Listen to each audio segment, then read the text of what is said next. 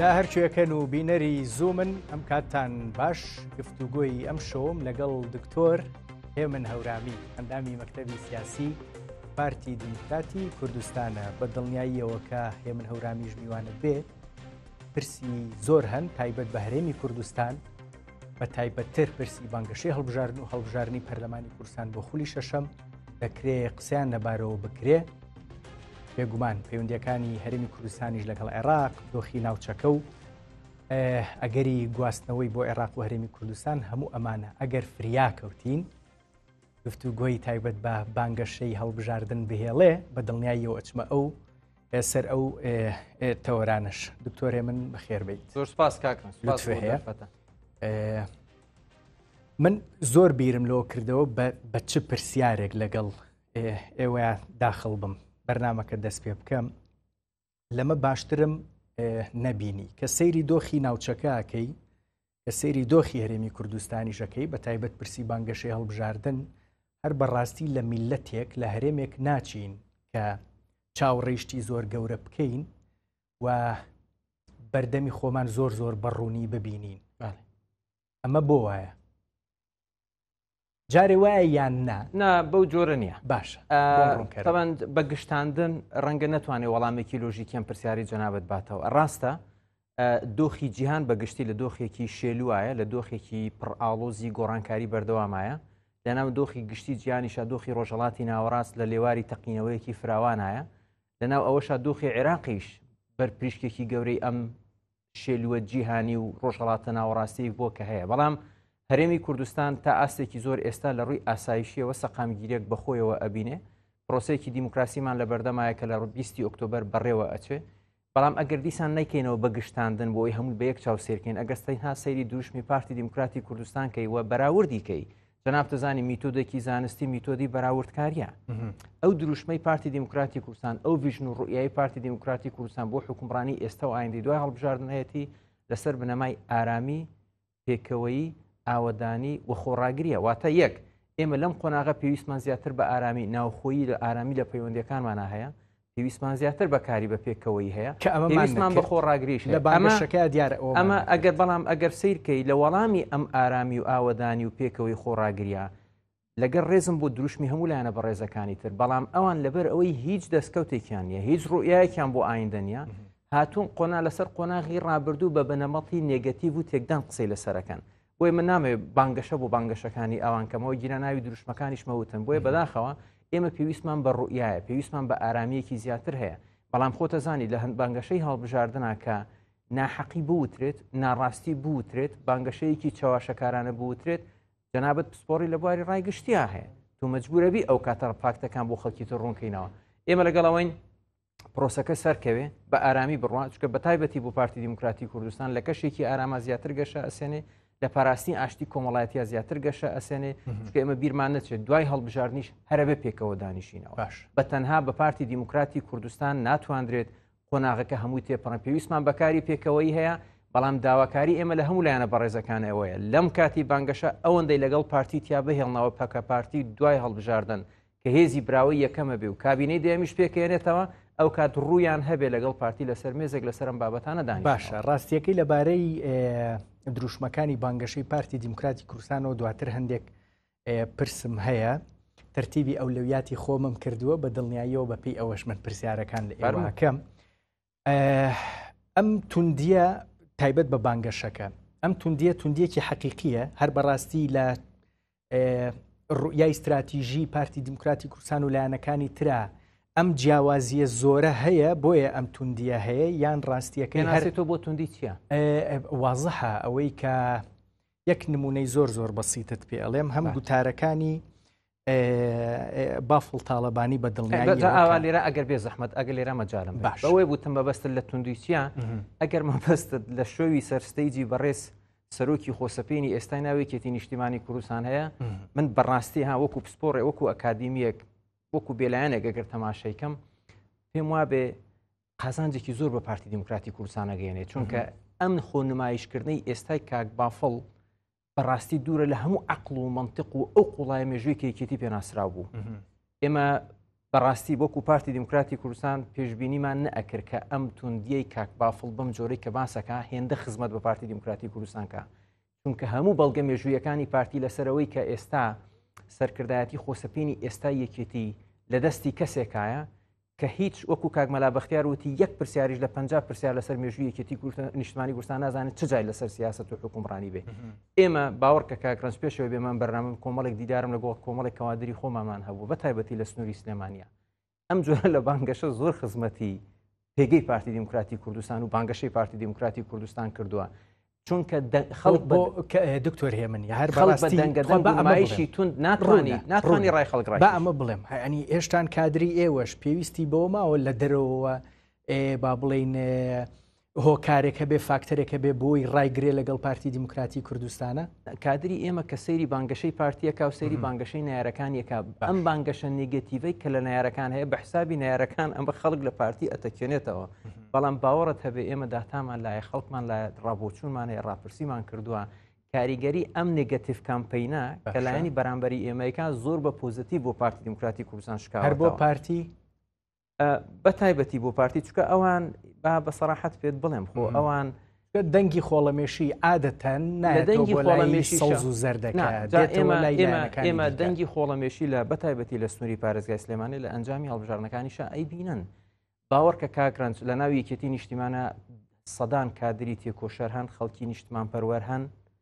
لە ئاستی گەورەیانە ئێمە قسەمان لەگەڵاکردن زۆر نامۆرتاحن بەو شێوازی ئاخاوتن و نمایشی سەرستەیج و ئەو جێر لەگە تێکپێکان بێنی کە ئێستا بەرامبەر بە پارتی دموکراتی کوردستان نەکرێت چونکە ئەمە دەربڕی ئەوەیە کە هیچ با بڵێن هیچ سەروەریەکیان نییە قسەی لەسەرکەن هیچ دەستکەوتێکیان نیە شانازی پێوەکەن هیچ ڕوئایەکیان بۆ ئایندە نیە بۆیە ناچارە بن پەنا بۆ ئەم جۆرە لە ئوستوبە بەر شەریکتان نەبوون دکتۆر هێمن یعنی لە ناو حکومڕانیە بە دڵنیاییەوە پارتی یەکێتی شەریکی یەکدی بوون و ناتوان نکوڵی لەو شەراکەتە ئەمە لە کێکەی لە تۆی ئەەکەم ئاخر بەجددی شەریک بوون ئەگە شەریک نەبوون باشە چۆن دەستکەوتیان نییە بۆ یعنی حکوومەتە پێکەوەیەکانی پارتی دموکراتی کوردستان و یەکێتی نیشتیمانی کوردستان هیچ دەستکەوتێکیان نەبووە زۆر جوانە ئەوان خۆیان بەخاوەنی ئەو دەستکەوتانە نازانن چونکە هەست بە بەرپرسیارەتی ناکەن حزبی بەرپرسیار ئەوەیە لە سەرکەوتنەکانە خۆی بەخاوەن بزانێت لە کەم و کوڕەکانیشە خۆی بەخاوەن بزانێت لە کاتی کەم و کوڕیا لە بەرپرسیارەتی ڕانەکە لە کاتی سەرکەوتنیشان مەغرور نەبێ پێی وابێ ئیترەمە کۆتایی دنیا و نەدوای ئەمە هیچ سەرکەوتنێکی تر بەدینایەتەوە پرسیاری ئەمە بۆ ئەم بەڕێزانە ئەمەیە هەر بەڕاست لە ناو حکوومەتی هەرێمی کوردستانە نەبوون ئەم بەڕێزانە لە ساڵی 92 تا ئێستا چەند جار پۆستی سەرۆکوەزیران لە دەستی ئەمانە بووە دەسەڵاتی جێگری سەرۆکوەزیران لە کابینی نوێمە کاگرنج بۆ بینەرانیش بزانن ئەزانی ئەو دەسەڵاتی بەنووسرا و بڕیاری بەڕێ سەرۆکوەزیران بە کاقوبات دراوە لە هیچ کابینەیەکە جێگری سەرۆکی حکوومەت ئەو دەسەڵاتانەی نەبووە دەسەڵاتی ئیدا زۆر بابەتی تر هەیە بۆیە بەداخەوە من ئەم قسەیەکەم ئەم ئاستە لە نزمەی لە کامپین کە برادرانی یەکێتی ئەیکەن نازانن خۆیان چەند زەرری لەکەن و نازان چەند بە قەزانجی پارتیش کاوتەوە بۆی من لێرەوە جارێکی تر باوەڕکە ئەمڕۆ کادرێک بە منی وتی خۆزگە کاگە من هەموو ڕۆژێک دوو جار کاک بافڵیان بێنایەتە سەر ستەیج ئەم نمایشە سێرک ئامێزیان پێ بکردایە بۆ ئەوی بزانی چەند کاریگەری پۆزتیڤ لە سەرێمەدانێ هیچ کاریگەرێکی ئەرێنی لە سەرێکێتی دروست ناکە پێت وایە لە ناو کۆمەڵگەی کوردیا جۆرێک لە بیرکردنەوە نییە بۆ ئەوەی کە ڕاستیەکەی ئەم جۆرەی لە سیاست من پێمانی ئەزانی کاک لە زۆر دنیا ئەم شێوازە لە پۆپۆلیزمە لە شکستایە چکە پۆپۆلیزم سواری شەپۆلی ناڕزایەتیە بە بەبێەوەی چارەسەرێکی فێ بۆ کێشانی لە ناو کۆمەلگاکان دروست ئەوەی کە ئێستا ئەم بەڕێزە ئەیکات نمایشێکی سێرک ئامێزی پۆپۆلیستیە کە بە هیچ ئامانجێکی ناگەیەنێت و ئەمە سیاسەتێکی کورتخایانە ئەگەر سەیری حرکاتی پۆپۆلیستی لە ئەمریکای لاتین و لە ئەوروپا بکەی لە دوایین هەڵبژارنەکانیشە حرکاتی پۆپۆلیستی نتوانێت سەر دکتۆر هێمن من پرسی کوردم بەلاوە گرنگە ئێمەش گرنگە باش اینجا ئەزانی گونجاوە زمانی سەردەمی شەڕی ناوخۆوە دووبارە ئێمە خەریکین قسەی پێەکەینەوانێ ئەمە مەشڵێت تەنهایەکێتیە من نمونەم لایە من یەکشتە پێ بڵم ئەخ لە ئاستی سیرکە ئێمە خیتابی ڕسمی کێ جەنابەت پسپۆڕی پەیوەندی گشتیت دیسکۆرس ئەنالیسس تحلیلی خیتاب لە کی وەرەگری لە پیجێکی فەیکی سوشیال میدیای وەرەگری یا لە خیتابی ڕسمی کارکتەر ڕئیسەکانی وەرەگری من یەکشتە پێ بڵم کاکاش ئێمە دیسان ئەڵێن سەیری پەیامی پارتی دموکراتی کوردستانت بینیوە بەرنامەی کاری پارتیت بینیوە بۆ هەڵبژاردن هەموو سێکتەرەکانت بینەوە لە سێکتەر هەر هەمویان ئەوەی پارتی نانە ئەوەی پارتیت بینیوە خوێندوتەوە گەنان نسخەیەک هەیە باش پەیامە کورتەکەی پارتی لەسەرم بابەتانە ئێمە ڕوئای ئێمە بۆ ئایندە لەسەر بنەمای ئارامی و ئاوەدانی و پێکەوەی خۆڕاگریا بتەوێنێتەوێت کاک ڕەنج لە وەڵامی کۆمەڵێک شتا بۆ ڕوونکردنەوەی فاکتەکان تۆ هەندێک جار ئەبێت هەندێک فاکتی نەوترا بوتیتەوە ڕەنگە جەناب تەحلیل بۆ ئەمە بێمە خیتابی شەڕی ناوخۆیە ئێمە خیتابی شەڕی ناوخۆمان نیە بۆیە پێکەوەی یەکێکە لە دروشمەکان ئەوەی لە دەرەوەی ئێوە یەکێتیایە باشتر وێنەکبینێ دکتۆر هێمن وە قبوڵیشی بکەن من کە لە دەرەوەم سێری ژینگەی بانگەشەی یەکێتی و پارتی باوا بڵێم چونکە ئێوە وای ئەبینن یەکێتیە گوتارێک پێشکەشەکە کە ئێمە وتمانە ناتوانن ئەمەش زمانی شەڕی ناوخۆیە کەوەڵێ تێکیەی مە ئێمەڵی ناتوانن ئەمە زمانی شەڕی ناوخۆیە کەواڵی ئێمە ژینگەکە بەگشتی بە ژینگەی سەردەمی شەڕی ناوخۆ بینم با ئێمە نەچینەوە چکە قۆناغی شەڕی ناوخۆ شەڕێکی نەگریسی ناوخۆ بوو مێژوویە کە کەسمان شانازی پێ ناکەین ئەم قۆناغە کۆتایی هاتووە و ببڕای ببڕیش دڵنیا بە دووبارە نابێتەوە ینی ئەمە هەم نە کۆمەلگای کوردستان لە پارتی وەکێتی قوبوڵەکە نە ئەندامانی پارتی لە سەرکردایەتی پارتی قوبوڵەکان و پێشم وانیە خەڵکەتی کۆشارەکەی ناوێکێتی نیشتیمانی کوردستان ماشەڵڵا معجبی ئەم خیتابە سێرک ئامێزەی ئەم برادەرەی ئێستا بێت قبوڵیان بێ کوردستان بەرە ئەو قۆناغە ببرێتەوە خەڵکی کوردستان ئێستا زۆر لەوە تێگەشت و حزابی سیاسی بە بانگەشەیەکی نێگەتیڤ بۆ قۆناغی دواوی بگێڕنەوە بەڵام پرسیارەکە ئەمە ئێستا غیابی فکرە لە خیتابی ئەم برادەرانە ئێستا پرسیاریان لێکە وەرە بەجددی با من و ئەم برادەرە دیبەیتێک بکەین ڕوئای جەنابەت بۆ فراهەمکردنی هەلی کاری زیاتر کاگڕنج لە کوردستان بۆی ڕێژەی بێکاری لە ١٧ بێت یان کەمتر بێت ساڵانە پێویستت بە 800,000 دەرفەتی کار هەیە فەرمو بێ زەحمەت ڕوئای تۆ بۆ دروستکردنی دەرفەتی کار بۆ گەنجانی کوردستان کامەیە خۆ بەو دروشمانەوە کاک هێمن هاتنە ناو کابینەی نوێی حکوومەتی هەرێمی کوردستان ئارامی هەلی کار بیرم ئاخزمەت ئەو کات هیچ گرفتێکی واشتان نەبوو فترەی دوای 16 ئۆکتۆبەرتان تێپەڕانەبوو ڕاستە حکوومەت بە کەمێک قورس پێک هات بەڵام قبولتان کردن یەکێتیتان بە بەرنمەکەیەوە قبول کرد و هاتنە ناو حکوومەتی هەرێمی کوردستانەوە و بەحساب یەکێتی ئەویست ئارامی و هەلی کار و خزمەت بێنێ ئەمە بۆ جێبەجێ نەکرا ئێستا هەمان دروشمی یەکێتی لای ئێوەش دووبارە هەمان دروشمی یەکێتی ئارامی دروشمی ئارامی پێش یەکێتیش هەبووەکە یعنی ئەمە خۆ سەیری دروشمەکانی پارتی لەبەرەوەی ئێمە کەڵین ئارامی ئابەبەستمان مەفهومێکی فراوانی هەیە ئاسایش پاراستنی ئاسایشی کۆمەڵایەتی یەکێکە لە ستونە گرنگەکانی ئارامی لە هەرێمی کوردستان کە پێویستمان پێێتی پاراستنی ئاستێکی بەرزی دیبەیت و گفتوگۆیەکی مەدەنیانە بۆی پرۆسی دیموکراسی و پرۆسی سیاسی پێش بخات ئەمە یەکێکە لە ستونە سەرەکیەکانی ئارامی پاراستنی ئەوەی پێڵێن ینی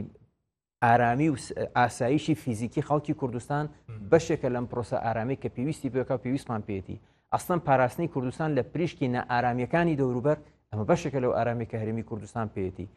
ئێمە بەداخەوە لەگەڵ ئەم برادرانە کە ڕێکەوتنێکی سیاسیمان ئیمزا کردووە ئەسم بوون نمونەیە کە دەمێک یەکێک لە خاڵەکانی ڕێکەوتنی سیاسی نێوان پارتی وەکێتی سەری زمان و بنی زمانی ئەم برادرانە لا مەرکەزی مالی بوو لا مەرکەزی دارایی بوو کە ئەیانوت داهاتی سنووری سلێمانی ئەوەندە زۆرە ئەگەر نەگەڕێتەوە بۆ خەزانەی گشتی لە هەولێر لێرە لا مەرکەزی مالی هەبێ ئێمە هەموو پرۆژەکانی سلێمانی جێبەجێکەین جەنابەت خەڵکی سلێمانیت دەفەرمو پێمان بڵێن بەو لا مەرکەزیە دارایی کە بە سلێمانی و بە دەسەڵاتدارانی خۆسەپێنی ئێستای سلێمانی درا کوا پرۆژەکانی سلێمانی جادەی مامجەلالیان پێتاو نەکرا جادەی سەتیان پێتاو نەکراوە ڕێگەی کەلارگەرمیانیان پێتاو نەکراوە ئاوی خواردنەوەیان بۆ ئێرە پێتاو نەکراوە ئەمانە هەمووی قەرار بوو لە داهاتی ناوخۆی ئەم سنوورانە و داهاتی دەواازە سنوورەکان تەواو بکرێن بۆ چیان لێ کرد باشە یەک تێبینی هەیە لەو بارەیەوە لەبارەی پرسی لا مەرکەزیەکەوە کاتێک یەکێتی نیشتیمانی کوردستان و هەندێک پرۆژەی دیکەش بۆ لا مەرکەزی بۆ سلێمانی تەڕەحکران ڕاستیەکەی هەندێک ڕێکار لە کابینەی نوێی حکوومەتی هەرێمی کوردستانەوە گیرایە بەر بۆ ئەوەی بەشێک لە داهاتەکان لە پارێزگاکانەوە لە سلێمانی و بە دڵنیاییەوە لە دووهۆکیش بگەڕێتەوە بۆ مەرکەز بگەڕێتەوە بۆ لە داهات داهانی بۆچی بوو کە بۆ خەرجێکی سیادی ئەمە بیر نەچێت کاکە ئەمە ئەم داهات خودداهات لە کوردستان چەند جۆرێکی هەیە یەکێکیان ئەو بجەیەکە لە بجێ عێراقەوە دێ یەکێکیان ئەوەی کە لە فرۆشتنی پێشتریش هەبووە پێشتریش هەبووە پێشتریش هەندێک خەرجی سیادی لە هەولێرەی موسەساتی سەرۆکایەتی هەرێم سەرۆکایەتی حکوومەت سەرۆکایەتی پەرلەمان کۆمەڵێک خەرجی سیادین کە ئەبێ هەر یەکێک لە پارێزگاکان بە نسبەتێک بەشدار بێت لە دابینکردنی بەڵام ڕێژەیەکی یەکجار کەمە بە هەمووی لە سلێمانی ماگانە نەگەشتوتە نزیکەی تا 15 میلیارد بۆ زانیاری جەناب لە چەند مانگی ڕابردووە ئەستان 1 دیناریشان بۆ ئەو خەرجی سیادیانش نەناردۆتەوە مەبەستم چییە لەما ئێمە بەرنمەیەکی سیاسیت هەبوو بەداخەوە برادرانی یەکێتی نیشتیمانی کوردستان نەیانتوانی ئەو پابەندێتە سیاسیی کە بۆ حکومڕانیەک بەڕۆژ لە حکوومەت بوون بە شەو دژی حکوومەت بوون لە ناو حکوومەتا بوون بەڵام ویستویانە سواری شەپۆلی جۆرێک لە معارەزە بن دژ بە پێکاتی خۆیان کە لەناو حکوومەت هێرمی کوردستان. باشە ئێنجا من لەبارەی ئەم ئایرۆنیەوە ڕاستیەکەی پرسی پەیوەندی ئێوە و یەکێتی کۆمەڵێک سەرنجی دیاریکراوم هەیە کاتێک دێتە سەر ئەوەی کە یەکێتی لەبارەی هاوسنگی هێزەوە ئێوێ شتێک بگەڕێنێتەوانێ هەر بەڕێگەر خەیاڵیان 50 جارێکی تر نایبینەوە. باشە و خۆی قسێکی دیکەت هەیە هەر یەکێتی خۆی لە سلێمانیە هاوسنگی نییە چۆن نەتوانێت لە چوارچەوەی هەرێمی کوردستان. باشە سلێمانیان نییە ئەیخێری ڕێژەی دەنگەکانی یەکێتی کە لە پارێزگای سلێمانی ئەزانی یەکێتی خۆسەپێنی ئێستا یەکێتی کەمینەترین کەمینان کە خۆیان بەسەر سلێمانی ئەسەپاندووە. باشە خێرە یەکێتی لە ناو سلێمانی هاوسنگی هێزی نییە و با بڵێن قودرەتێکی دیاریکراوی نییە بەڵام کاتێک پرسەکە دێتە سەر ئەوەی گلەیەک لە حکوومەتی هەرێمی کوردستان بە کابینەکانی پێشوو کابینەی نۆشەوە بکرێ بۆ ئەوەی کە بۆچی ناتوانێ قودرەتی دەسەڵاتی بەسەر سلێمانیا بسەپێنێ دەڵێن یەکێتی نیشتیمانی کوردستانی لێیە ئەکرێ هێزێک کە خۆی هاوسنگی لە سلێمانی لە دەستدابێ بە کابینەکانی حکوومەت هێرمی کوردستانی پێشوو لێرەوە پێناسەچێ بۆ هێز کاکرانز ئەگەر هێز لێرە منطقی هێز باڵا دەستە لە سلێمانی کە ئەبینی ئەم نمایشە عسکەریانەی کە ئەیکەن ئەم جلی کۆماندۆیانی لەبەری ئەکەن ئەم نمایشە سێرکامێزانی سەرستەیجەکان کە ئەیکەن ئەمانە تۆ دووشتت هەیە منطقی هێزت هێزی منطقت هەیە یەکێتی لە سلێمانیا هێزی منطقەکەی هاوسنگ نییە چونکە نەیتوانیەوە زۆرینەی ڕەهای دەنگی دەنگدەرانی سنووری پارێزگای سلێمانی هەبێت تا ئەم هاوسنگێ بۆ خۆی بێنێتەوە. باشە بەڵام هاتووە لە ڕێی هێزی چەکداری تایبەت بەخۆیەوە بە حیزبیکردنی موسساتی عسکەری و موسساتی ئەمنیەوە هەوڵیاوە ئەوەی نەیتوانیەوە بە هێزی منطق و هێزی دیموکراسیەت و هێزی سیاسی هاوسنگی دروستکە هەوڵیاوە بە منطقی هێز ئەم هاوسنگێ بۆ خۆی لە سلێمانیا دروستکە. باشە دەی بە هێزی منطق هێزی منطقە بە بەرەنجامی هەڵبژاردن و دیموکراسیەکان بێت. زۆر باشە هەر لە ئەو بەرەنجامە یەکێتی نیشتیمانی کوردستان هاتووتە ناو کابینەی نۆوە وەکو خۆت ئەڵیت زۆرترین دەسەڵات براوە بە قوبات تاڵەبانی جێگری سەرۆکوەزیرانی هەرێمی کوردستان کاک مەسرور بارزانی. خێرە دەسەڵاتەکە بۆ ڕاستکردنەوەی لە ئەنجومەنی وەزیرانەوە ئەو دەسەڵاتی دراوە بە قوبات تاڵەبانی بۆ ڕاستکردنەوەی دۆخی سلێمانی نییە کار خۆتان گلەیتان زۆر لی هەیە. ئێمە یەکێک لەو شتانەی کە گلەی لێ هەبوو کە ڕەنجبوو نمونونەکەمی ئەنجامدانی پرۆژەکانی وەبەرهێنان بوو لە سنووری سلێمانی ماوەیەکی زۆر ئەمەیان کردە بابەتێک بۆ لەبەرەوەی هەندێک دەسەڵاتە بوو لەناو دەستەی وەبەرهێنانی هەرێمی کوردستان بۆ دانی ئیجازەی مۆڵەتی وەبەرهێنان لە سلێمانی وای بگەڕانێتەوە هەولێر ئەم دەسەڵاتەشیان پێدرا هەر لەناو خۆیان وتیان دەسەڵاتەکەمان پێدرا بەڵام ئەبینی برادرانی خۆمان چەند خراپ بەکاری هێنن سەیری بوو نمونە باس لە پرۆژەی ئیسیسماریەکرێت پرۆژەی ئیسیسماری پێویستی بە کەشێکی ئارام هەیە بۆیە ئەڵێم یەکێتی لە سلێمانیا باڵانسی بە هێزی منطق لە دەستیاوە بەڵام بە منطقی هێز هەوڵیان ناوە دەسەڵاتیان بسەپێنەوە بەسەر سلێمانیا. نمونەیەکت بۆ باسکەم لە کۆبوونەوەی ئەنجومەنی وەزیرانە لەسەر پێشنیاری کاک مەسرور بڕیار دراکە هێزێکی هاوبەش لە وەزارەتی پێشمەرگە وەزارەتی ناوخۆ دروست بکرێ بۆ ئەوەی قاچاقچێتی لە خاڵە دەواازە سنووریەکانە ڕێگری لێ بکرێت. کاک مەسرور لە کۆبوونەوەی ئەنجومەنی وەزیرانە وتی فەرمونون بۆ ئەوەی کەس گلەیی نەکا باە کەمجار لە فیشخاپور و لە برایم خەلیل و لە حاجی عومەران بێت اینجا بپەڕێتەوە بۆ باشماخ و بۆ پەروێزخان هەر بە تەنیش کاک مەسرورەوە ئەم کاک قوبادە و ئەو تیمی وزارەیەکێتی وتیانەگەرە و هێزە هاوبەشە دروست بێ شەڕی ناوخۆ دروستەکرێت شەڕی ناوخۆ کێ دروستیەکە خۆ بێ هێزێک هەبێ لە دەرەوەی حکوومەت لە سنووری سلێمانی ئەوەی کە باسم کرد باڵانسی منطقی هێز بەرامبەر بە هێزێکی هاوبەشی حکوومەت ڕاوەستێت تا شەڕی ناوخۆی لێ بکەوێتەوە. سەرەڕای ئەوەی کە با بڵێن ئەمە ئێستا گوزەرێ بافڵ تاڵەبانی سەرۆکی یەکێتی نیشتیمانی کوردستان ئەڵێ دوو هێز هەن لە کوردستانە پارتی دیموکراتی کوردستان و یەکێتی نیشتیمانی کوردستان. ئێمە لەگەڵ قسەێنین پارتی دیموکراتی کوردستان نەویستەوە بزانم زۆر لە مێژ یەکێتی نیشتیمانی کوردستانی تێپەڕاند و ئەسڵەن ئێمە یەکێتی نیشتیمانی کوردستان بە هاوشان و هاوسنگ و منافسی پارتی دیموکراتی کوردستانی نازانین لەگەڵ ڕێز و هەموو حرمەتێکم بۆ برادرانێکی ئەزانی بۆ کاک لەبەر ئەوەی لە سیاست دوو جۆر کێبەرکی و ململانێ هەیە دوو جۆر هەیە دە مین ستراگڵ هەیە دە ماینەر ستراگڵ هەیە واتە کێبەرکەی ململانەی سەرەکی هەیە کێبەرکی و ململانی لاوەکی هەیە پارتی دیموکراتی کوردستان باوەڕی بە دۆزی ڕەوای خەڵکی کوردستانێ بۆ ئێمە کوردستان لە پارتی مهمترە لای ئێمە ململانەی سەرەکی لەگەڵ یەکێتی نیە ململانەی سەرەکی ئێمە لەگەڵ بەغدایە لەگەڵ معادلاتی ڕۆژهەڵاتی ناوەڕاستە کە هەرێمی کوردستان قەوارەکەی ئەمنیەتەکەی اقتصادەکەی پێکاتەکەی بەرەو کوێ ئەچێ شێوازی حکومڕانەکەی ئەو هەڵانەی کردومانن بە درێژایی 30 ساڵی ڕابردوو چۆن ئەم هەڵانە چارەسەرکەینەوە چۆن دۆخی ئابووری کۆمەڵایەتی خەڵکی کوردستان پێشخین خەم بە خەمی هەلی کاری گەنجەکانی خۆمانەوە لێرەوەیە کە ئێمە مادام ئەمە بە ململانەی سەرەکی خۆمانەزانین ململانەی لاوەکیەکە لە پرۆسە دیموکراسیەکە ئەوەی کە ئێستا لە کاتی بانگەشەکە هەیە بە ململانی لاوەکیە زانین بەڵام بەداخەوە ئەم برادەرە لەبەر ئەوەی هیچ سەروەریەکی لە ناو یەکێتی نیشتیمانی کوردستانی شانیە لەبەرەوەی ڕۆژێک لە شاخ نەبووە ڕۆژێک سەنگەری پێشمەرگایەتی نەبینیوە کوردیەکەشی باش نییە بۆیە ئەمنا هیچ سەروەریەکی نییە شانازی پێوکات بۆیە خۆی وا پیشانەیات کە ئەڵێ ئێمە و یەکێتی هەین ئێمە یەکێتی بە منافسی خۆمان نازانین و بە تایبەتریش لەو ڕۆژەوەی کاک بافڵ بۆتە سەرۆکی یەکێتی ئەوەندە بچوو کردوەوە کە ئەسڵ منافسی پارتی ڕاستیەکەی ئەو تێزێکی دیکە لای یەکێتیەکانە گوزەرە ئەو ژەوەیە کە جۆرێک لە ناوەندگەرایی جۆرێک لە یەک بڕیاری بۆ یەکێتی گەڕاندۆتەوە کە ئەوە شتێکی باشە نەک خراپ ئێوە زۆر گلەیتان لەو پرسە هەبوو ئەگەر ئێمە لەگەڵ ڕێزم ئێمە ئەوەی کە نەتانەزانی قسە لەگەڵ چیا بکەن ڕاستە ئێستا توان قسە لەگەڵی چەکا بکەن ئێستا ئەمە بۆ خۆیان بەجێڵین بەڕاستی هەڵسەنگانی یەکێتی بۆ خۆی بە یەکێتی بەجێڵن بەڵام کوا ڕۆڵی مەکتەبی سیاسی لە ناوی یەکێتیە کوا ڕۆڵی سەرکردایەتی لە ناوی یەکێتیە کا ڕۆڵی موەسسەساتی تر لە ناوی یەکێتیە کوا سەرکردە دێرینەکانی یەکێتی کوا بنەماڵە شەهیدەکانی یەکێتی کوا مێژووی یەکێتی کوا استراتیژ و عەقڵی مامزەلال لە ئیدارەدانی هاوکێشەکان و ململانەکانە لە کوردستان جەنابەت کاکرانج دوای 6 ساڵ لە کێبەرکی و ململانێ جەنابی مامزەلال بەڕەحمەت بێزانی لە دیمانەیەکی شەرقیە کە لێیان پرسی لە تاکە شتێک لە ژیان تا پەشیمان بیچیە وتی تاکە شتێک پەشیمان بم لە ژیانمە ئەو مەلا مستەفام بەجێهێشتووە لە ڕۆژانی و لە ساڵانی ئەخیری کۆتایی تەمەنیا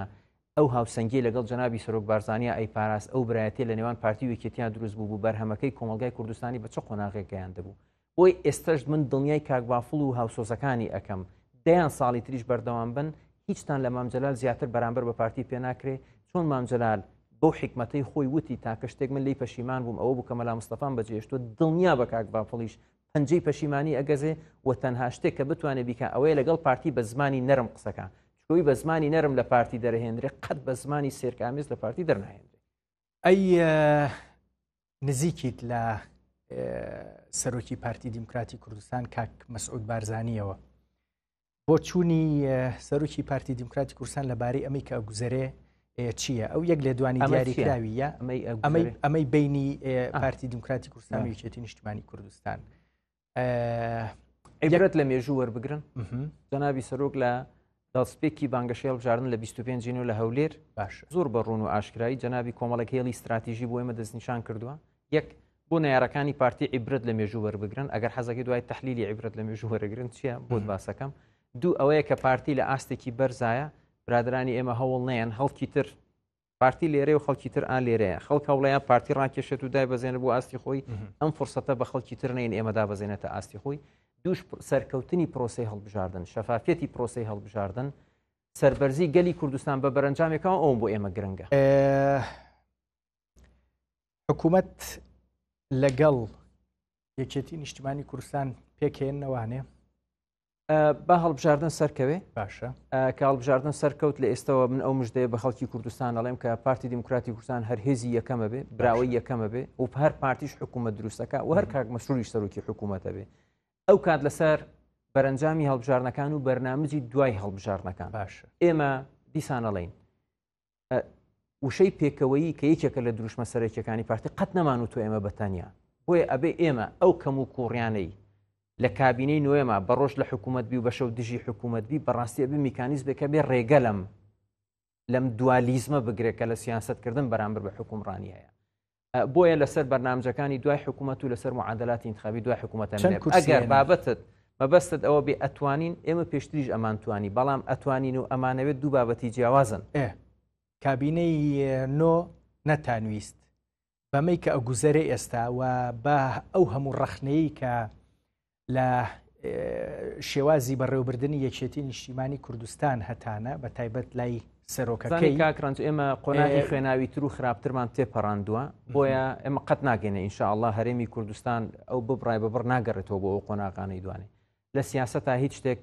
ڕەهاگەران نییە ینی من ناتوانم بڵێم دوژمنایەتی هەتاسەر و کێبەکی هەتاسەر و دۆستایەتی هەتاسەر هەیە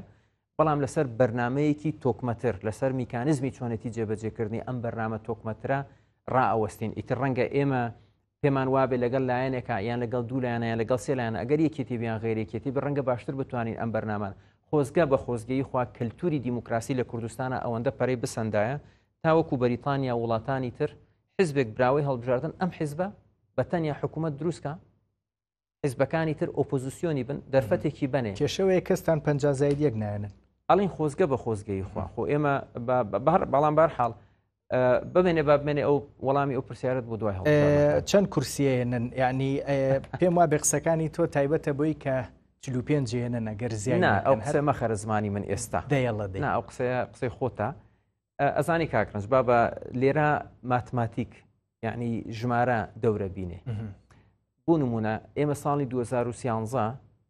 لە هەرێمی کوردستان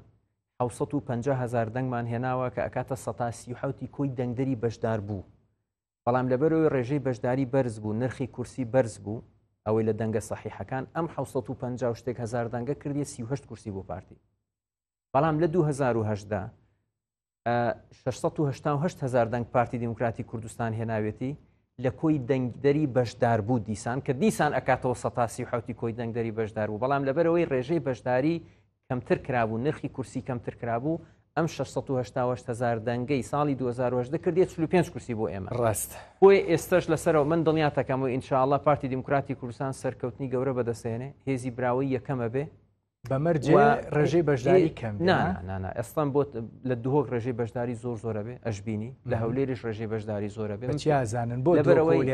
چونکە بە درێژایی فوزی خۆ بە درێژایی مێژوو لە هەموو هەڵبژارنەکانە چ کۆمیسیۆنی عێراق کردوێتی چ کۆمیسیۆنی هەرێم کردبێتی چ بۆ پەرلەمانی عێراق بۆ چ بۆ پەرلەمانی کوردستان بۆ چ بۆ ئەنجومەنی پارێزگاکان بووە هەمیشە ڕێژەی بەشداری لە دوهۆک زۆرتر بووە بۆی ڕەنگە سعری کورسی لە دوهۆک بەرز بێ ڕەنگە سعری کورسی لە هەولێریش بەرز بێ بەڵام ڕەنگە سعری کورسی لە سلێمانی بەهۆی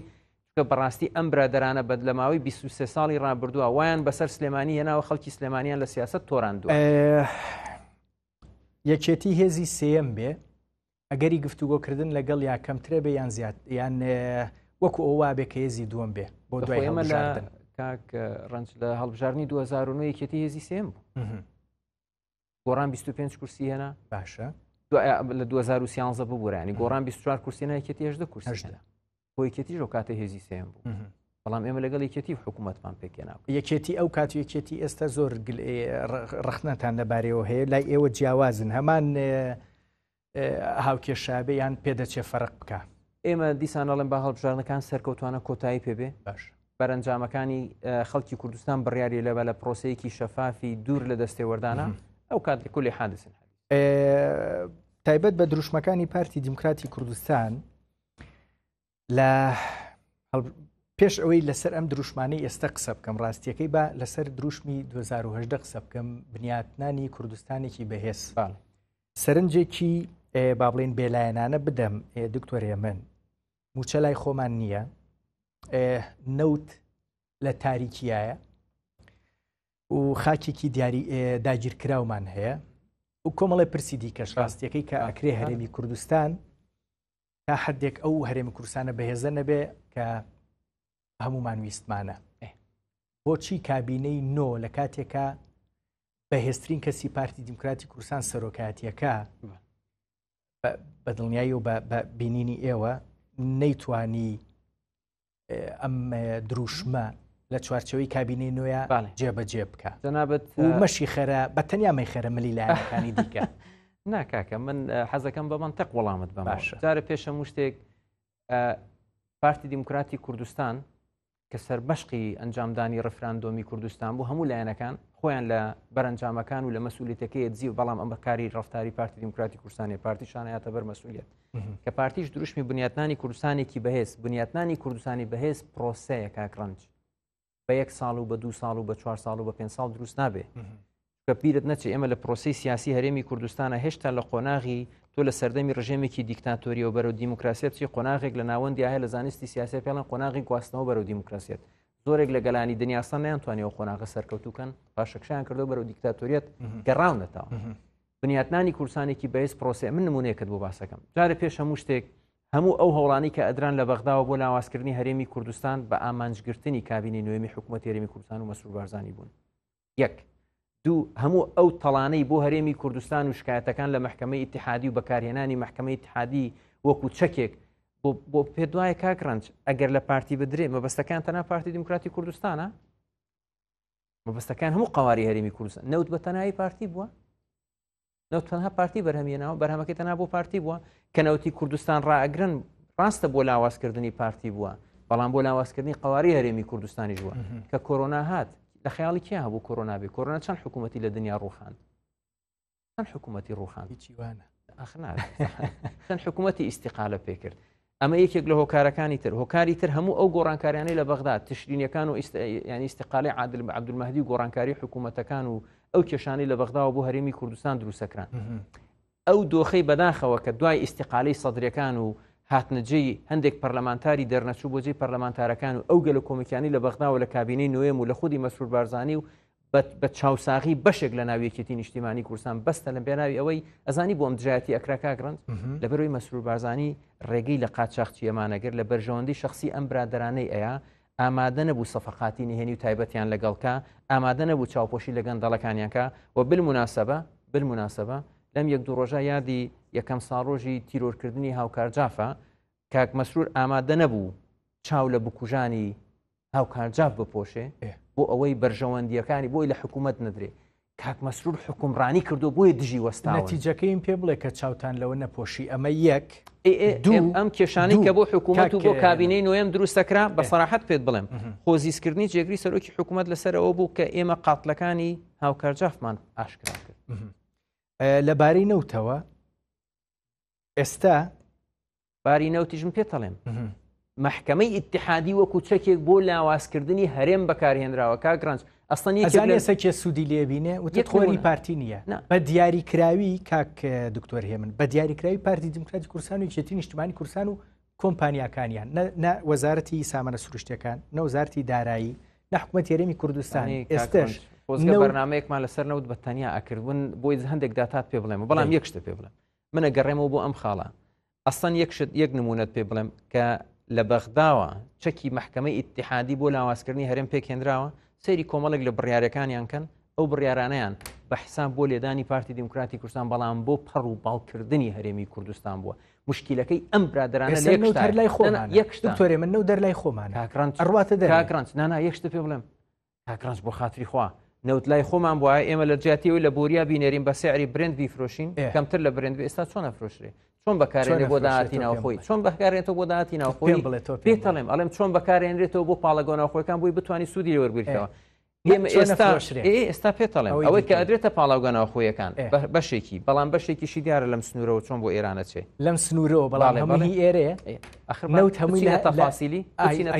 زۆر حەزەکەی بەرنامەیەکی تایبەت لەسەر بەڵام با من دێمە سەر ئەمە ئەوەی دەریێت هەمووی لە سنووری یەکێتیایە یەک شتە پێ بڵێم کاکران ئێستا هەرێمی کوردستان جاران ئەیتوانی 450,000 بۆ 500,000 بەرمیلەوت بەرهەم بهێنێ لانی کەم ئێستا 300 یەک شتە پێ بڵێم یەک شتە پێ بڵێم کاک ئەو عقدانەی کە کراون عقدی شەراکەتی هاوبەشی پێڵێن ئەسڵەن کۆمپانیەکان بەبێ حکوومەتی هەرێم لەبەروی بەشێک لە عقدەکان ئەوە بووە بۆ کۆستڕیکەڤەری ئێستا ئەوان بۆ خۆیان مەجبورن هەندێک لەمانە بەرهەم بهێن و لە بازاری ناوخۆ ساغی کەنەوە لەگەڵ پاڵاوگەکان و لەگەڵ زۆر شوێنی تری باشە پرسیارەکەی من ئەمەیە ئەم برادرانە پێیان وایە ئەوەی کە جەنابەت ناڵم چکە بە ڕێزمە جەنابەت ڕۆژنامە نووسێکی پرۆفێشناڵی بەوەی ئەوەی وا بیرەکاتەوە نەوتی کوردستان نەفرۆشێ لە بازارەکان دەمە لێدانە پارتی ئەمە لێدانە لە هەرێم بەس ئەگەر ئەشهەدوو پارتی شانازی بۆوەکەین هەر شتێک لێدان لە کوردستان بێ خەڵک بە لێدان لە پارتی بزانێ یان لە پێناوی ئەوەی پارتی لاواز بە کرێشتەکانی کوردستانیش بدرێ ئەشهەدوو ئێمە گەورەترین شایەتیە بۆ سەربەرزی پارتی دموکراتی شانازی پێوە دکتۆر هێمن لەبارەی نەوتەوە یەک شتەڵێم لەبارەی ئەم بیرکردنەوەی پارتی دموکراتی کوردستانیش یەک شتی دیکاڵێم یەکەم تۆ قبول یەکەی خوێنت لێ دەربێنن پارەت نێنێ بە دڵنیاییەوە نەخێر ئەمە یەک دوو وڵای من چواردە بە تەڵسوێن ماوە ئەی ناقسم هەمووشم بە تالاسی ماوە پارەشان ناوەمەتە هیچش نەستانەوە خۆ بەخشی جا ڕێکخواستی خۆتە ڕێکخواستی بەراوردێکی سەرکەوتون ڕێکخواستی خۆتە بەڕاستی من نامەوێت خوێنم لێ دەربێنن هەتا وشکە بمەوانێ و بەڵام باشە ئەمە یەک دوو با لەبارەی ئەو تێزەی دیکەوە باشە یەک شت کاکڕەنج ئەنجومەنی نەوتوغاس لە هەرێمی کوردستان بەتەنها پارتی تیا بووە ئێستا بەڵێ نەنا بەتەنها پارتی تیا بوو وەزیرەکانی گۆڕانیتیانە بووە بە دڵنیایی جێگری سەرۆکی حکوومەت لەوێ نەبووە سکرتێری ئەنجومەنی وەزیران لەوێ نەبووە وەزارەتی دارایی لەوێ نەبووە وەزارەتی پلاندانان لەوێ نەبووە یەکێتی ژاگای تەسریحەکانی کاعیماد ئێستش لە تەلەڤیزیۆن لە یوتیوبن ئەڵێ یەکێتی ئاگاداری ورد و دروستی مەلەفی زۆر ڕاستە ئەزانی بۆیە لە هەرچیەکە کێشەتان هەبێت لە نەوتە من نازانم یەکێتی نیشتیمانی کوردستان کەیتیا بوو بێ هەمووی ئاگای لێتی بۆیە لە هەرچیەکە ڕاستیەکەی ئێوە شەڕی میدیایی بکەن گرفتان هەبێ بە دڵنیاییەوە لەبارینەوتەوە گرفتان نییە و ئێستا نەوت لە سنووری هەولێر ردووەکیش بە دڵنیاییەوە دەرێنرێ بە تەنکەر دێتە سلێمانی دەچێتە ئێران دەچێتە ئەفغانستان دەچێتە شوێنێکی دیکە و لەو بارەیەوە بە دڵنیاییەوە من پێم وایە بەحساباتەکانتان هیچ گرفتێکی نییە. ئەمە بابەتێکە با وەزارەتی سامانە سروشتیەکان وەڵامی جەنابەت باتەوە ئەگەر فاکتێکە ئەتوانن راپۆرتێکی باشی لەسەرکەن زانیاریەکان بڵاوکەنەوە با وەزارەتی سامانە بێر وەڵامەوە بەڵام با لێرە بگەڕێنەوە سەر ئەو بابەتەی کە جەنابەت دوتە بنیاتنانی کوردستانێکی بەهێز پرۆسەیە کە ئێمە بیرمان نەچێت لە قۆناغی نەتەوە سازی و نیشتیمان سازیان کە پێویستی بە دامەزراوە سازی هەیە بەداخەوە ئەوەی کە ئێمە ئەمانەوێت کوردستان یەک کوردستان بێ یەک حکوومەت بێ یەک پەرلەمان بێ یەک پێشمەرگە بێ دروست ئەم پرۆسەی کە پرۆسی بنیاتنانی کوردستانێکی بەهێزە دروست ئەم پرۆسەی کە ئێمەمانەوێت بە ئارامی و بە ئاوەدانی و بە پێکەوەی بە خۆڕاگری بەرامبەر بە هەموو گوشارەکان بهێنینێت. ئەنجا با من یەکشت بڵێم ڕێگەم بە من نازانم بای ئەوە ئەمناسییان نا بەس من کوردێکی ئینفیساڵی ینی کوردەکەی بەشیر موشیر کوردێکی ئینفیساڵی ئەوەی وتی هەر کوردێک ئینفیساڵی نەبێ کوردێکی ئینفیساڵی باشە یەک گلەیتان لێ بکەم لە پارتیش و لە یەکێتیش باشە بۆ بەس پارتی بە هەموو جارە باشە هەمووتان بڵێ هەمووریەکەم لە پارتی ئەمەیە نانا لە من نوێنەری پارتیم لە هەمووانەی کە پارتی 16 ئۆکتۆبری کرد من بە یەک پرسیار پارتی 16 با من پرسیارەکەم بکەم ئەخمل بە جەناب دەڵێم تۆڵی پارتی یەکێتی پارتی 16 ئۆکتۆبری کرد جۆم لێگرە بۆ هەر هەمووتان بۆچی کارتەکانی سربەخۆیتان سووتان سوتاوە من پێم وایە بە تایبەت هۆکارە خودیەکانی سربەخۆبوون ئێمە هێشتان لە هیچ شوێنەکانی کاکڕنج دیسان ئەڵێم لە بابەتی ڕیفراندۆم ئەو دووڕوویەی لەم برادرانە یەکێتی بینیمان دوو بەیاننامەی کۆبوونەوەی ئەنجومەنی سەرکردایەتی یەکێتی هەیە دوو مەرجیان بۆ ئینتخاباتە بۆ ڕیفراندۆمە بوو یەک لە کەرکووک و ناوچەدا بڕێنراوەکانی هەرێم ئەبێ بکرێ دوو وایە پەرلەمان کارا بکرێتەوە باش ڕاگەیەنراوی ئەنجومەنی ناوخۆمانە ئەرشیفن هەن ماون لە سایتەکانی خۆیانە هەن ئەگەر لە ئێستا دیلیتیان نەکردبێت چۆن لە سایتی خۆیان سەرۆکی لیستی ئێستا یەکێتیان دایە دادگا لە سەر نەسایستا ڕەنگەیان من پرۆسی سربەخۆی تەنها لە ڕیفراندۆما کورت ناکەمەوە ڕیفراندۆم یەکێکە لە هەنگاوەکانی پێش ئەوە زۆر شت هەبوو کاکڕنج پێش ڕیفراندۆم هەر کەس باسی سربەخۆی بکردیانە من ڕێی شخصی خۆیەتی بەڵام ئێستانەوە تووسێ لە سەتی خەڵکی کوردستان دەنگی بۆ سربەخۆی یاوە کەس ناتوانێ ئەم پرۆسەیە ڕەت کاتەوە تەنها بە ڕیفراندۆمێکی تر 93 لە سەتی خەڵکی کوردستان بڵێ من ئەوە جامە ڕەتەکەمەوە باشە ینی بۆ سربەخۆی بوو بۆچی بووە ئەی بۆچی لە دوانەکانی یەک ڕۆژ دوو ڕۆژی دوای ئەوەی سەرکردایەتی پارتی دموکراتی کوردستان ئاخر با بچینە سەر ڕیفراندۆم سیکە پرۆسەی سربەخۆیی تۆ جاری هەنگاوی یەکەمت ڕیفراندۆمە هەنگاوی دووەمە گفتوگۆکانە لەسەر ئەم بابەتانەی خۆتان دوو ڕۆژ دوای ئەوە دکتۆرێ من وتان بۆ سربەخۆی ئەوەی کە من ئینفیساڵی برینار کرد ئەوە بوو کاگڕنجیان کە تۆ ڕیفراندۆمەکەی داوا لە خەڵکی کوردستانەکەی بڕیاری لەسەر ئەم بابەتە چیە کە بڕیارەکەی داوت و اینجا پرۆسەکە دەست پێەکەی باش کەس نەیوتووە ڕۆژی یەکسەر دەکەم ڕۆژی دوای ئەنجامدانی ڕفراندۆم ئیعلانی سربەخۆی ئەکە بۆ سربەخۆی ئیعلان جیای ئەمە پرۆسەیە کاک خۆ پرۆسەیەک بە هەنگاوێک نایەتە دی باشە یعنی کەواتە دەنگت بە بەڵێ یاو لە ڕیفراندۆم ئەوە لای خۆم بمێنێتەوە منەڵم کوردێکی ئینفیساڵی باش لەبارەی هەنگاوەکانی خودی با بڵین ئەو هۆکارانەی کە لە ناو هەرێمی کوردستانە لای کوردایەتی لای کوردەواری لای کوردستان پێویستی بە دروستکردن گرەیم لەوانە هەیە یەک پرسیار لە جەنابتەکەم شێخ مەحموود لەم سلێمانیا کە ئیعلانی مەملەکەتی کرد ئەو خۆناغانەی بەسەر شێخ مەحموودا هاتن ئێستا گلەی لە شێخ مەحموودەکەی ئەرێکا کە بوو مەملەکەتی کوردستانی داناوە بۆ حکوومەتی دروست کرد ئەوەی نەکردایە ڕوبەڕووی ئەم شتانە نەبوویەوە پرۆسەی ناسیۆنالیزمی پێشکەوتوخوازی خەڵکی کوردستان چۆن گەشە ئەسێنێ قازی محەممەد کۆماری کورسانی لە مەهاباتە ڕاگەیاند وایە بەڵام گیانی لەسەر سپارت خۆناغی دوای کۆمار ئێستا تۆ توانی بە پێوەری خۆناغی دوای کۆمار بڵێ پێشەوە قازی محەممەد هەڵەیەکی مێژووی کرد و کۆماری کوردستانی ڕاگەیاند ئەگەر کەواتە ئێستا تو ئەگەر خیانەتی 16 ئۆکتۆبر و ئەو مۆزوعی کەرکووک نەبووە دۆخی ڕیفراندۆم وای بەسەر هات ئەزانی ئێوە دکتۆر هێمن بەڕاستی پارتی دموکراتی کوردستان ئەیزانی لە دوای کۆتایی هاتنی شەڕی داعش چی ئەگوزارەیە و چێ تا چۆیەتەوانێ ئەوە بە دڵنیاییەوە ئەو شتە ئاوایە و ڕێکەوتنیشی لەسەر کراوە بۆی حەز ناکەم زیاتر ڕێکەوتنی چی نانە بەس ئەخبالێ ڕادگرم کاکڕنج بۆ پرۆسی ڕیفراندۆم پێت وابێ لە مانگی لە 2016 بوو جەنابی کاک مەسعود لە 3 حوتی 2014 چوە پەرلەمان داوای کرد کۆمیسیۆنی سەربەخۆی ڕاپرسی دروست بکرێت بۆی ڕیفراندۆم بکرێت بەڵکە ڤیدیۆکەی ماوە بەڵام ڕازی بووین بە دەرەنجامەکانی دوای شەڕی داعشکێتێتەوە چۆ و چێ ناچێت یەک دقە ناکات وانە کاکڕنج وانە چونکە لە ساڵی 2016 لە 26/1/2016 هەموو حزبە سیاسیەکان مەعدا گۆڕان لە سەرۆکایەتی هەرێم بەیانێکی شەشخاڵیان دەرکردو لە خاڵی دووەمە هەمویان داوای ئەنجامدانی ڕیفراندۆم لەو ساڵە باشە بەڵام ئێمە لەبەرەوەی پرۆسەی ئازادی مووسڵ لە ساڵ لە مانگی دەی 2016 هەبوو هەموو لایەنە سیاسیەکان لەگەڵ ئەوە بنجارێ با تەرکیزەکە لەسەر شەڕی داعش بێ ئەمریکەکانیش کە دامی هێزی پێشمەرگیانە کرداوانە کردوا تەرکیزەکە لەسەر داعش بێ باشە دۆخی ناوچەکە زانی هەندێک پرسیاری کورتکەم کاتەکەم زۆر نییە ئەو دۆخە لە کوایە ئەکرێ بەر عێراق بکەوێ و چۆن بەر عێراقەکەوێ و بە دڵنیایی و کاتێ باز لە عێراقەکەین دەکرێ باز لە هەرێمی کوردستانیش بکەین ئێمە با بڵین یعنی دوورگەیەکی دابڕاونین لە هاوکێشەکانی ئێران عێراق شەڕی ئیسرائیل و فەڵەستین و لوبنان و حیزبوڵڵا و سووریا و ئەو مەنتیقەی کە هەیە باشە گرنگترین شت بۆ هەموو هەرێمی کوردستان بە هەمومان لە پاپۆڕەکەین زۆر گرنگە هەتا پێمانەکرێت بە هەرچی نفوزمان هەیە لەناو عێراقا بەکاری بێنین سیاسەتی ڕسمی حکوومەتی ئێستای عێراق بە بێلایەنی لەم سرعاتە ئیقلیمیانە بمێنێتەوە ئەمە یەک ئەمیش بەوە کرد کە ئێمە پێگەی سەرۆگۆزیرانی ئێستا بەهێز بێ هەوڵ بین لە ڕێی پێگەی سەرۆگۆزیرانەوە کاردانەوەی میلیشیات لەناو عێراقا بۆ ڕاکێشانی عێراق بۆ شەڕێکی نەخوازرا و کە شەڕی عێراق نییە یان بەکارهێنانی ئاسمانی عێراق لەلایەن هەر وڵاتێکی ترەوە بۆ لێدان لە ئێران و بۆ چوونە بۆ خزاندنی عێراق و ئەم ململانی عسکەریانە بەکار نەهێنرێنە بۆ ئێمە زۆر گرنگە هەتا ئەتوانین خۆمان لەو معادلاتە عسکەریانە بە دوور بگرین سوودانی لەو قوتە بتوانێت ئەبێ پشتیوانی بین کاکڕنجیانی ئەمە مەسلەیەکی استراتیژی ئەمنی خەڵمی خەڵکی کوردستانە هیچ بەدیلێکی ترمان لە بەردەستانی ئیدارەی دەوڵەت وەکو هاوپەیمانی کە حکومەتی پێکێناوە یەک دەنگە لەو بارەیەوە دەنگی جیاواز هەیە بەڵام ئەکرێ بە حیواری بەردەوام دەنگی زاڵ کامن دەنگی زاڵ ڕەنگە هەنگەکان هەبن لە دەرەوەی ئەوەی پێڵێن چوارچەوەی هەمانگی و حکوومەتی سوودانی ئەوان ئەجەندای تر جێبەجێکەن بەڵام هەموو هەوڵەکانی ئێمە بێ سیاسەتی ڕسمی عێراق وەکو دەوڵەت وەکو سیادەی ئێستای عێراق نەبێتە بەشێک لەو ململانە ئیقلیمی کە هەیە چونکە بە دڵنیاییەوە ئێستا بە نمونە پێدەڵێم هەر جۆرە لێکەوتەیەک لەسەر عێراق کاریگەری ئابووری خراپیە بێ لەسەر هەناردەکردنی نەوتی عێراق کە کاریگەری ئابووری خراپی هەبوو کاریگەری لە داهاتی عێراقەکە کاریگەری لە داهاتی عێراق کاریگەری داهاتی پێشبینی ئەکرێ بای ئەوەندە دۆخەکە بۆ عێراق وەرێمی کوردستان هەڵکشێکە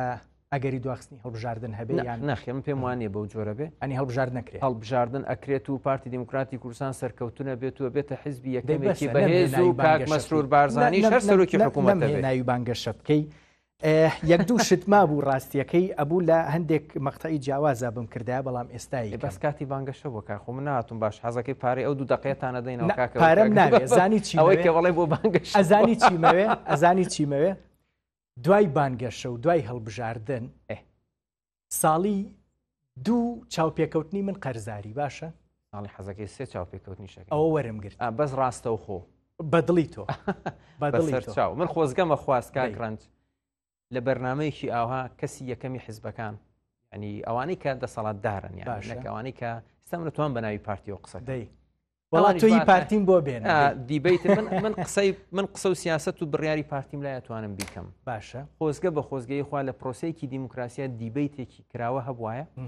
بە فاکت بە شێوازێکی مەدەنی قسەمان لەگەڵ کردای بەڵام لەگەڵ خەڵکی خوێنەوارە مەدەنیەکەیان باش ئەگەر ما بێ ئەمە شکر بە بانگەشە ئەگەر ما بێ سەرانی ئێستا یەکێتی بە کودەتا هاتوونەتە دەسەڵات قسەیەکی وات هەیە و ئەم بەرنامێش هەندێک ئاماژەی وات پێە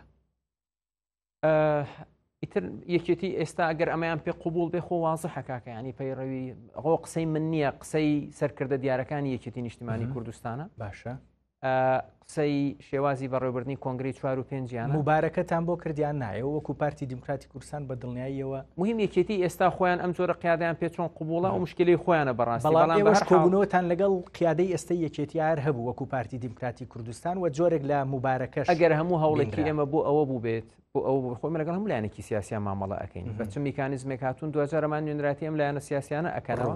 بەڵام ئێمە هەوڵی ئێمە بۆ ئەوەیە بە سەراحەت پێت بڵێم هەوڵی ئێمە بۆ ئەوەی دیسانەڵێ ململانی سەرەکی ئێمە لەگەڵ یەکێتینیەوە یەکێتیش بە منافسی خۆمان نازان ڕوونە لە کوردستانە تێزی دیاریکراوی کوردایەتی هەیە بە دڵنیاییەوە لە دەرەوە یەکێتی و پارتی بۆی بگەڕێن شتی باشیان پێیە و بیکەن بە هاوپەیمانی خۆتان لە پارتی دیموکراتی کوردستان بۆ ئەوەی ئێمە یەک قسەیەکی جەنابی بارزان هەموو کوردێکی باش بە پارتی ئەزانین ئەخر نابێ وابێ ئەڵێن هەموو کوردێکی باش بە پارتی ئەزانین بەس مەرجی هەموو پارتی کوردێکی باش بێ باشە ئەو باش بدەیت اینجا بەس هەموو کوردێکی باش پارتیە هەموو کوردێکی ئینفیساڵی پارتی وەکو جەناب بدەیت هەمووتان پارتی بوونی قەرزارن بەخوا بم ئەخیر کەسم بە دڵنیاییەوە لەبەر کۆمەڵێشت ئەخیر شتم هەیە بافڵ تاالبانیە لێ هەژماری من لە سلێمانی کۆتایی هات کۆتایی پێهێنم دوای انتخابات یەکە بینینەوە ینی لە ئەنجومەنی وەزیران هیچی وایان پێ و دوای انتخابات یەکە بینی ئەتوانن ئەزانی ئەمە پرۆسەیەکە ئەم پرۆسێ بزەبت بۆ ئەوەیە کاک بافڵ سزای مادی خەڵک نیار لەسەر ئەوەی کە ئێستاەوەی کە کارتی دەنگدان لە هێز ئەمنیەکانیان وەرەگرن و بەبانایەوەی بارکۆدیان لەسەرە و هەژماری من بزەبت بۆ ئێوە سەروەری تاک سەر بەخۆی خۆی دابینکردنی سەرچاوی داهاتەکەی کە موچەکەیەتی بە حیزبی نەکرێ هیچ دەسەڵاتێکی مافیاوی حیزبی ئەمە نەسەپێنێتە سەر فەرمانبەرێک کە موچەکەی بە بارەمتە بگرێ بڵێ گرتووە لا ئیسیاسی بۆ منە بێ موچەکەت بە بارەمتە ئەگرم هەژماری من بزەبت بۆ دژی قاچاقچێتی و بە بارەمتەگرتن و بۆ سزای سیاسیە کە بەسەر خەڵکیەکان موچەکەی بە بارەمتە بگەش دکتۆر هێمن هەورامی پێم وابێ کەم بە دکتۆر بانکرێوە نیە هەربیرم چۆتەوە دکتۆرمیان هێمن هەورامی ئەندای مەکتەبی سیاسی پارتی دیموکراتی کوردستان ساڵی دوو دیدار لەگەڵ منا قەرزاری دەست خۆش بێ بەخێر بێ سپاس بۆ سەرنجیەوە